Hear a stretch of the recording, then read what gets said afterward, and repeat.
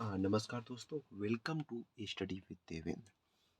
आज का टॉपिक हमने करंट न्यूज से लिया हूँ। बर्निंग न्यूज है यूनिफॉर्म सिविल कोड। आप लोग हाल ही में उत्तराखंड सरकार ने यह डिक्लेरेशन किया, अपने कानून में एक इम्प्लीमेंट किया, अपने लॉ में यूनिफॉर्म सिविल कोड लाने के लिए। तो आज हम यूनिफॉर्म सिविल कोड के बारे में जानेंगे। यह संविधान के किस आर्टिकल में मेंशन है वो देखेंगे, और यह बिल क्यों लाया गया ये भी समझेंगे। इस बिल का उत्तराखंड से पहले कोई और स्टेट ये बिल लाया कि नहीं लाया। चलिए हम वीडियो को स्टार्ट करते हैं विदाउट वेस्टिंग द टाइम्स। यदि चैनल में आप पहली बार हैं तो चैनल को सब्सक्राइब करें, वीडियो को लाइक करें, शेयर करें और ज़्यादा से ज़्यादा इस चीज़ को अपने फ्रेंडों में, दोस्तों में, रिलेशनशिप में शेयर करें। फॉर मोर अपडेशंस के लिए यूनिफॉर्म सिविल कोड के बारे में थोड़ा जानकारी कलेक्ट करें और बेल आइकन को पुश करें फॉर मोर अपडेट। तो चलिए हम वीडियो को स्टार्ट करते हैं। सबसे पहले हम यूनिफॉर्म सिविल कोड को समझते हैं। यूनिफॉर्म सिविल कोड जो है एक कॉमन लॉ है। हमें पता है कि हमारे इंडिया में तरह तरह की कम्युनिटीज़ हैं। अगर हम बोले हिंदू, मुस्लिम, जैन, बौद्ध, सिख्स एक्स्ट्रा, तो इनके अलग अलग कानून्स भी हैं। अगर हम बोले कि हिंदू मैरिज एक्ट, मुस्लिम marriage act, Sikh marriage act, तो इनके तलाक का सिस्टम, शादी करने का सिस्टम इनके एक्ट के तहत होता है। तो अब ये उत्तराखंड सरकार ने अपने कानून में यह प्रावधान ला रहा है कि हम सबको एक पर्सनल लॉ से कन्वर्ट करा के कॉमन लॉ पे लाते हैं।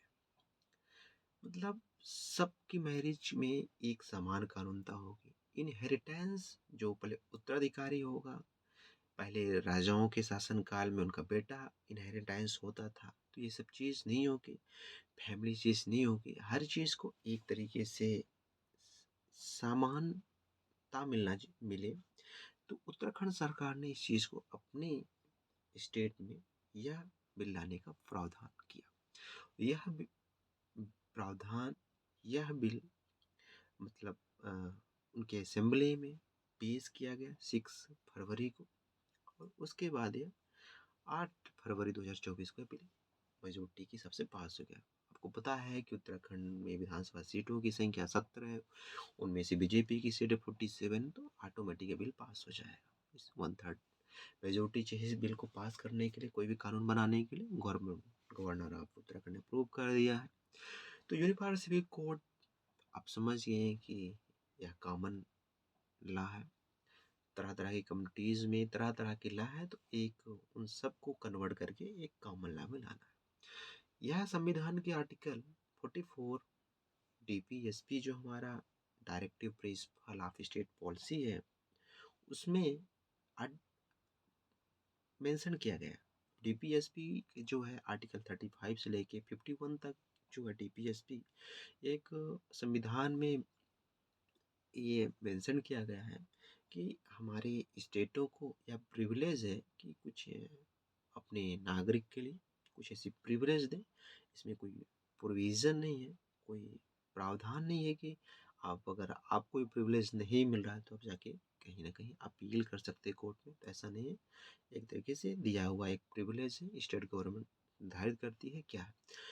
तो जैसे हम मानते हैं कि हम इक्वालिटी लाना चाहता है उत्तराखंड सरकार मैरिज में। हिंदू मैरिज अलग तरीके से होता है, मुस्लिम मैरिज अलग तरीके से होता है, सिक्स मैरिज अलग तरीके से होता है, उनका डाइवोर्स अलग तरीके से होता है। शादी होने के बाद डाइवोर्स में जैसे हम मानते हैं मुस्लिम एक मतलब मुस्लिम लोग 4 शादियाँ कर सकते हैं, उनके कानून्स में है। आई थिंक डाटा श्योर नहीं है। हिंदू में एक शादी हो करते हैं, सिख में ऐसे हैं, सिख में। तो इस चीज़ को एक कॉमन ला लाने का प्रावधान किया गया। चलिए अब यह क्या है कि एक मतलब तरह तरह की कम्युनिटीज़ के लिए कॉमन लॉ में लाने का प्रपोजल किया गया। अब हम देखते हैं कि यार ये लाया किस लिए जाता है, क्यों इतना इम्पोर्टेंट है, या इतना मतलब या उत्तराखंड गवर्नमेंट इतना क्यों एक्साइटेड है इस लॉ को लाने के लिए। सबसे पहले जब अ, इनकी उत्तराखंड के chief minister Pushkar Singh Dhami election से पहले, लोक विधानसभा इलेक्शन से पहले ये अनाउंस्ड किए थे कि यदि हमारा गवर्नमेंट बनता है तो मोदी सरकार का एक मोटो है, सबका साथ सबका विकास, विकसित भारत श्रेष्ठ भारत। तो ये मोटो उन्होंने इस चीज़ में यूसीसी ला बिल को, मतलब जब इलेक्शन से पहले, विधानसभा इलेक्शन से पहले उन्होंने एक तरह की डिक्लेरेशन किया था कि हमारी सरकार बनेगी तो हम यूनिफॉर्म सिविल कोड लाएंगे। और मोदी का जो नारा है, प्राइम मिनिस्टर अब नरेंद्र मोदी जी का जो नारा है, श्रेष्ठ भारत विकसित भारत, है ना, तो उस चीज़ में ये थोड़ा सा और प्रोग्रेस करेगा, इस चीज़ को थोड़ा सा प्रोत्साहित मिलेगा। तो इस वजह से Pushkar Singh Dhami chief minister of Uttarakhand ने चीज़ को 6 फरवरी को एक बिल पेश किया अपने हाउस में, और ये बिल पास हो गया 8 फरवरी 2024। यह बिल इम्पोर्टेंट है कि हमारे इंडिया एक सेकुलर कंट्री है, इसमें तरह तरह की कम्युनिटीज़ और तरह तरह की पर्सनल लॉ है। तो हम, सरकार चाहती है कि जब क्रिमिनल लॉ एक है तो क्यों ना हमारा पर्सनल लॉ को एक कॉमन लॉ में कन्वर्ट कर दिया जाए। तो इसलिए कॉमन लॉ लाना इट्स कंपलसरी है, इट नीड है, सरकार की नीड है। इसलिए हम ये सोचते हैं कि यह लॉ इम्पोर्टेंट है। तो इसलिए हम चलते हैं हम, तो इसलिए ये चीज़ इम्पोर्टेंट है। अगर हम ये देखा जाए कि यह मतलब इससे पहले भी कोई ऐसा स्टेट होगा जो यूनिफॉर्म सिविल कोड को इन्फोर्स्ड किया होगा, तो सबसे पहले हमें उत्तराखंड अब ये बनने जा रहा पहला स्टेट जो यह बिल पेश किया। हाँ, लेकिन अगर हम ब्रिटिश काल से में देखें तो ब्रिटिश काल में गोवा पहला स्टेट था जो यह लॉ को पास किया था। गोवा में आज भी यह लॉ चल रहा है।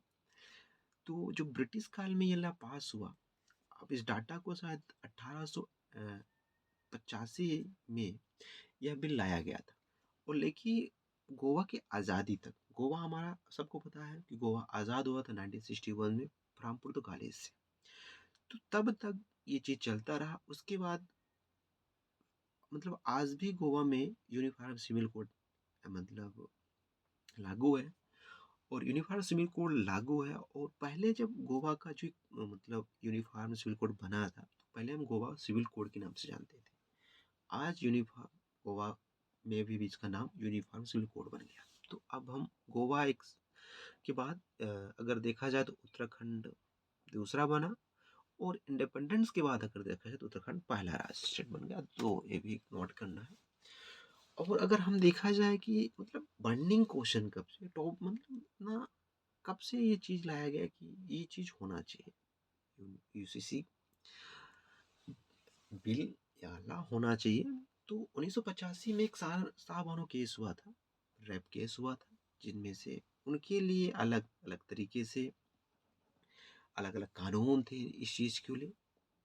डाइवोर्सेस थी, उनकी लॉ में अलग था, हिंदू लॉ में अलग था, हिंदू मैरिज एक्ट में अलग था, मुस्लिम मैरिज एक्ट में अलग था, तरह तरह की कम्युनिटी में तरह तरह की एक्ट्स। तो उस चीज़ को सरकार ने एक तरीके से, एक जो वहाँ की पॉलिटिक्स थी, उस समय की जो पॉलिटिक्स थी, उन्होंने इस चीज़ को ला को रेस्ट किया, ये ले होना चाहिए।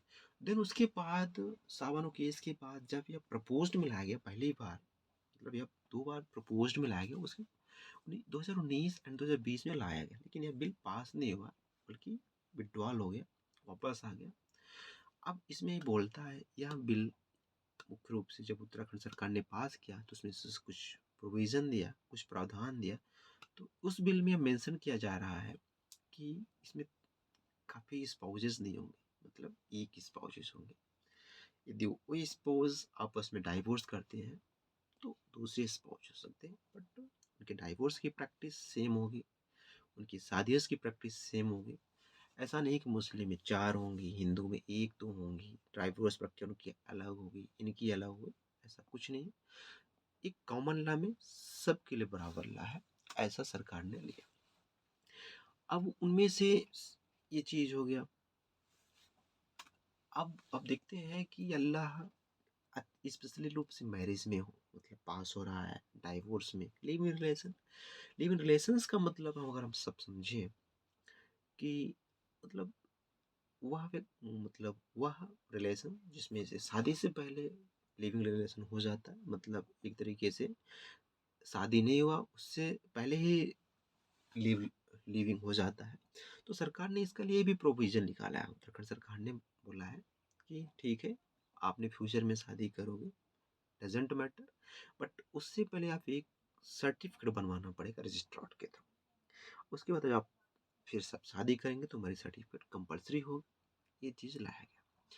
अब ये चीज़ बिल्कुल प्रपोज्ड किया गया, इम्प्लीमेंट किया जा रहा है। जो एक तरीके से यह लॉ है, इसी चीज़ को कंपलसरी क्या है, मतलब पेश ही होगा इस चीज़ में कि शादी का जो होगा उसका रजिस्ट्रेशन होगा, है ना, लिव इन का रजिस्ट्रेशन होगा। ये सब तरह तरह की उसमें मतलब प्रॉपर तरीके से कानून में मेंशन किया गया है। ये चीज़ प्रॉपर तरीके से मेंशन किया गया, इसका सॉल्व किया जाएगा। रजिस्ट्रेशन के साथ साथ जो समस्याएं हैं उस समस्याओं को सुना जाएगा इस बिल के तहत, इस कानून के तहत। यदि इस बिल में शादी होने के बाद कोई रजिस्ट्रेशन नहीं किया है, ऑफेंस किया है, मतलब कानून का उल्लंघन किया है, तो उसको 3 साल की सजा होगी। कुछ पैसों का मतलब दिया जाए, मतलब पैसा लिया जाएगा, या दोनों हो सकता है कुछ, है ना। तो जो ये अब कमेटी ये ड्राफ्ट तैयार हुआ है, तो इनकी सिविल लाइफ की फैसिलिटीज़ के लिए मतलब एक कॉमन लॉ है, तो इनके लिए मतलब किया गया है। कुछ आपसे पहले मैं बता चुका हूँ कि मतलब मैरिज करेंगे तो उसका रजिस्ट्रेशन होगा, ये चीज़ होगा, ये सब चीज़ हो रहा है। अडॉप्टेशन होगा, मुस्लिम कम्युनिटीज़ में भी यह लॉ फॉलो होगा। जैसे कि हम जानते हैं कि सरकार इस चीज़ को बैन कर देंगी, अ, हलाला को, इबादत को। हलाला समझते हैं कि जब किसी का हस्बैंड मर जाता है तो उस औरत को दूसरी शादी करने का परमिशन नहीं होता मुस्लिम एक्ट के तहत। डाइवोर्स होने के बाद भी वो औरत शादी नहीं कर सकती, तो ऐसा प्रावधान है कि उस चीज़ को इस्लाम में बैन किया जा रहा है। और जो केस मतलब अगर हम बोल रहे हैं कि औरतों के द्वारा कुछ केस मतलब फॉल्स रजिस्टर्ड किए गए हैं, उस चीज़ को थोड़ा सा कम इम्प्लीमेंट मतलब थोड़ा सा कम प्रावधान दिया गया, मिनिमम प्रावधान दिया गया है। हाँ, एक चीज़ है कि ये जो बिल पास हो रहा है, इनमें से पॉपुलेशन कंट्रोल मेजरमेंट के बारे में कोई मतलब नहीं होगा। शेड्यूल टाइप्स में ये बिल फॉलो नहीं होगा। चलिए दोस्तों, वीडियो यदि अच्छा लगा हो तो लाइक करें, शेयर करें, सब्सक्राइब करें। चलिए वीडियो को एंड करते हैं। नमस्कार दोस्तों।